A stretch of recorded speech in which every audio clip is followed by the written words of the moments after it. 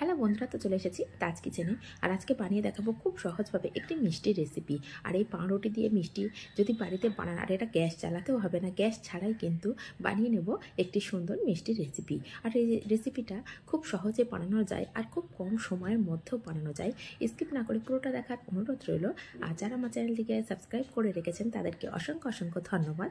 আর যারা এখনও চ্যানেলটিকে নতুনভাবে দেখছেন তাদের কাছে অনুরোধ রইল, প্লিজ চ্যানেলটিকে সাবস্ক্রাইব করে পাশে থাকা বেল আইকনটি প্রেস করে রাখবেন, যাতে করে আমার নিত্য নতুন রেসিপিগুলো সবার আগে আপনাদের কাছে পৌঁছে যায়। আর এই রেসিপিটা কতটা সহজে বানানো যায় সেটা কিন্তু না দেখলে বুঝতে পারবেন না, সেই জন্য স্কিপ না করে তাহলে পুরোটা দেখতে থাকুন যে কতটা সহজভাবে বানিয়ে নিয়েছি। তো এটা বানানোর জন্য এখানে আমি পাউরুটি নিয়েছি, আর এখানে আমি 12 থেকে 14 পিস মতো পাউরুটি নিয়েছি। তো এখানে আমি 8টা কি 9টা দেখিয়েছি, কিন্তু নিয়েছি আমি 12 থেকে 14 পিস নিয়েছি টোটালে। একটা প্যাকেটে যতটা আসে ততটা ছিল, আর তাছাড়াও আমার কাছে বাড়তি দুটো ছিল, সেটাও আমি নিয়েছি। নিয়ে এইভাবে সব সাইডগুলো কেটে দিচ্ছি। এই সাইডগুলো কিন্তু আমি পরে ব্রেড ক্রাম্বস বানিয়ে নেব, শুধু মাঝখানের অংশটা নেব। ধারের অংশগুলো নিলে কিন্তু কোনো অসুবিধা হয় না, শুধু কালারটা একটু অন্যরকম আসে, সেই জন্য কালারটা যাতে একদম সম্পূর্ণ সাদা আসে সেই জন্যই কিন্তু সাইডের ব্রাউন পার্টটা পুরো আমি কেটে বাদ দিয়ে দিয়েছি। দেখুন, এইগুলো পরে আমি একটু গরম করে নেব, নিয়ে ব্রেড ক্রাম্বস তৈরি করে রেখে দেবো। তো যে পাউরুটিগুলো নিয়েছিলাম সেগুলো ছোটো ছোটো টুকরো করে নেব, নিয়ে একটি মিক্সি জারের মধ্যে দিয়ে দিচ্ছি।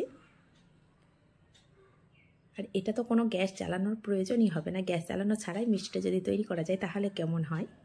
তো এইভাবে সম্পূর্ণটা দিয়ে আমি মিক্সি জারের মধ্যে দিয়ে একটু গুঁড়ো করে নিয়েছি। আর গুঁড়োটা দেখুন কতটা সুন্দর হয়েছে। এর মধ্যে কিন্তু কোনো বড় অংশ নেই, যেহেতু মিক্সির মধ্যে আমি কিছুটা টাইম ধরে ঘুরিয়ে নিয়েছিলাম মিক্সি জার। তো এটা সম্পূর্ণ আমি একটি বাটির মধ্যে ঢেলে নিয়েছি। এর মধ্যে দিয়ে দিচ্ছি আমি এখানে হাফ কাপ চিনি। আর চিনির পরিমাণটা একটু অবশ্যই বুঝে দেবেন। প্রথমে কিন্তু এই 1 কাপ চিনি আমি গুঁড়ো করে নিচ্ছি, কিন্তু সম্পূর্ণটা দেবো না। এটা থেকে আমি এই চামচে 2 চামচ তুলে নেব, বা এই চামচ মেপে যখন আপনারা চিনিটা দেবেন সেটা সামান্য সামান্য করে দিয়ে নেবেন, না তো মিষ্টি যদি বেশি হয়ে যায় সেক্ষেত্রে খেতে কিন্তু একদমই ভালো লাগবে না। আর দিয়ে দিলাম একটা চা চামচের 4 ভাগের 1 ভাগ এলাচ গুঁড়ো, দিয়ে এটাকে আমি খুব ভালো করে একসঙ্গে গুঁড়ো করে নিয়েছি। আর দেখুন গুঁড়োটা কতটা ভালো হয়েছে। যদি দেখেন হাতের মধ্যে কোনো দানা দানা বাচ্চা, সেক্ষেত্রে হালকা করে একটু চেলে নিতে পারেন। তো আমি কিন্তু সম্পূর্ণ চিনি গুঁড়োটা দিইনি, আমি এখানে 2 চামচ মতো তুলে রেখেছিলাম। আর এখানে দিয়ে দিলাম হাফ কাপ পাউডার দুধ,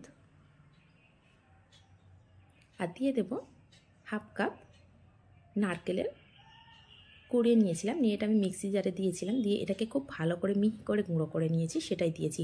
এর মধ্যে কিন্তু কোনো জল ব্যবহার করিনি, আমি শুকনোই গুঁড়ো করে নিয়েছি। আর এটা কিন্তু বাজারে কিনতেও পাওয়া যায়, যদি আপনারা যে শুকনো নারকেলের গুঁড়ো কিনতে পাওয়া যায় সেটা যদি কিনে দেন তাহলে কিন্তু কোনো অসুবিধা নেই। কিন্তু এখানে আমি ফ্রেশ নারকেল নিয়েছি, এটাকে বাড়িতেই মিক্সি জারের মধ্যে ভালো করে গুঁড়ো করে নিয়েছিলাম, সেটাই দিয়েছি হাফ কাপ। এতে করে টেস্টটা কিন্তু অনেক বেড়ে যায়।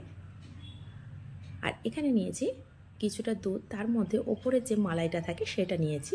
তো এখানে আমি সম্পূর্ণটা দেব না, যেহেতু চিনির মধ্যে অল্প জল দিলে কিন্তু চিনি জল ছাড়তে শুরু করে দেয়, সেজন্য এখানে প্রথমেই এই চামচে 4 থেকে 5 চামচ দিয়ে নেব।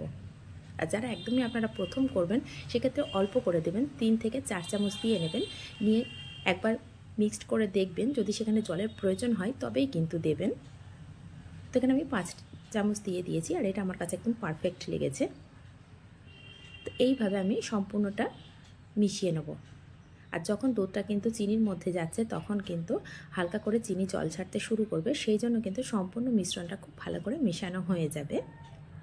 আর যেহেতু নারকেলটা আমি ফ্রেশ নারকেল নিয়েছিলাম, তার মধ্যেও কিন্তু দুধ থাকে, সেই জন্য সম্পূর্ণ মিশ্রণটা কিন্তু খুব সুন্দরভাবে মিশে যাবে। আর যদি এটা কেনা বাজারের নারকেলের যে গুঁড়ো পাওয়া যায়, ডেসিকেটেড কোকোনাট বলে যেটাকে, সেটা যদি কিনতে পাওয়া যায় সেটা যদি দেন, সেক্ষেত্রে কিন্তু দুধ বা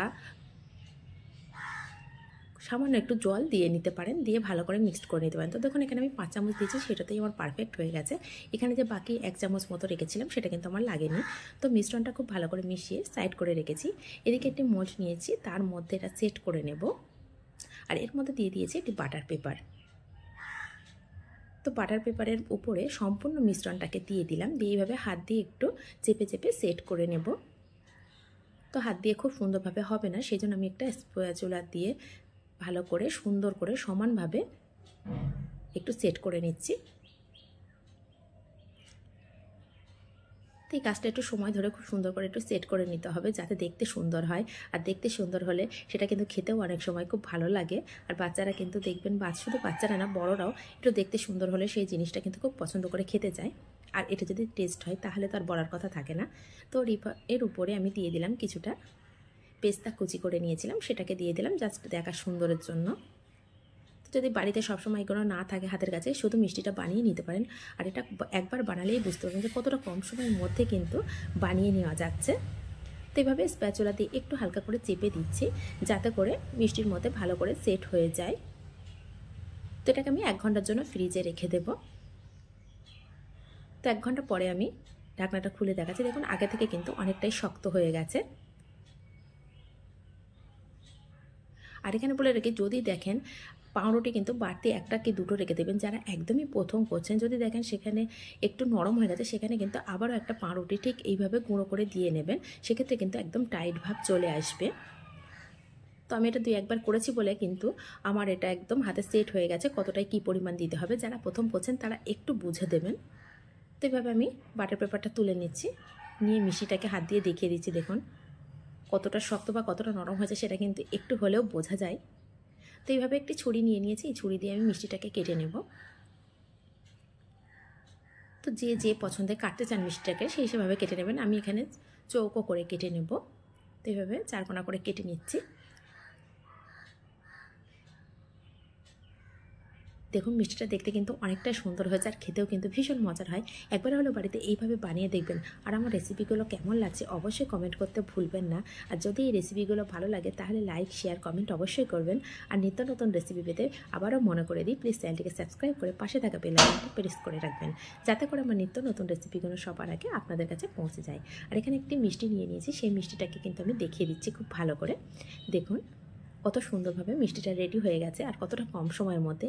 এই মিষ্টিটা তৈরি করতে 0.5 ঘন্টাও সময় লাগে না, 10 থেকে 15 মিনিটের মধ্যেই কিন্তু রেডি হয়ে যায়।